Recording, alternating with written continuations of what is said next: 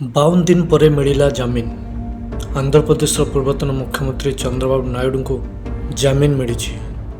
High court Chandrababu Naidu को गणमाध्यम एवं राजनैतिक कार्यकलाप में भाग न नेबाक निर्देश देइछ।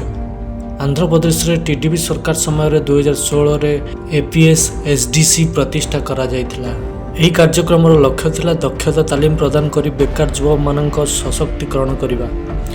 ମାର୍ଚ୍ଚ ମାସରେ ଆନ୍ଧ୍ରପ୍ରଦେଶ ସିଆଇଡି 3300 କୋଟି ଟଙ୍କା ଦୁର୍ନୀତିର ତଦନ୍ତ ଆରମ୍ଭ କରି ଜାଣିବାକୁ ପାଇଥିଲା ଯେ ସଠିକ୍ ଟେଣ୍ଡର ପ୍ରକ୍ରିୟା ବିନା ଉକ୍ତ ପ୍ରକଳ୍ପ ଆରମ୍ଭ ହୋଇଥିଲା।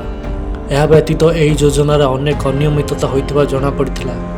ସେଗୁଡ଼ିକ ମଧ୍ୟରେ ରହିଛି ଆନ୍ଧ୍ରପ୍ରଦେଶ କ୍ୟାବିନେଟ୍ରୁ ପ୍ରକଳ୍ପ ପାଇଁ ଅନୁମୋଦନ ନେବା, ସିମେନ୍ସ ଇଣ୍ଡଷ୍ଟ୍ରି ସଫ୍ଟୱେୟାର ଇଣ୍ଡିଆର ସମ୍ବଳ ବିନିଯୋଗ କରିବାରେ ବିଫଳତା, ଟିଡିପି ସରକାରଙ୍କ ଦ୍ୱାରା ସ୍ୱାକ୍ଷରିତ ଏମ୍ଓୟୁରେ ଜଡ଼ିତ କନ୍ସୋର୍ଟିୟମର ଏକ ଅଂଶ ଏବଂ ପ୍ରକଳ୍ପ ପାଇଁ ଆବଣ୍ଟିତ ପାଣ୍ଠିକୁ ସେଲ୍ କମ୍ପାନୀଗୁଡ଼ିକରେ ବିନିଯୋଗ କରିବା ଇତ୍ୟାଦି। ଦକ୍ଷତା ବିକାଶ ପାଇଁ 6ଟି କେନ୍ଦ୍ରର ବିକାଶ କାର୍ଯ୍ୟ ସିମେନ୍ସ ଇଣ୍ଡଷ୍ଟ୍ରି ସଫ୍ଟୱେୟାର ଇଣ୍ଡିଆକୁ ଏହି ପ୍ରକଳ୍ପ ଆରମ୍ଭ ହେବା ସମୟରେ ଦିଆଯାଇଥିଲା।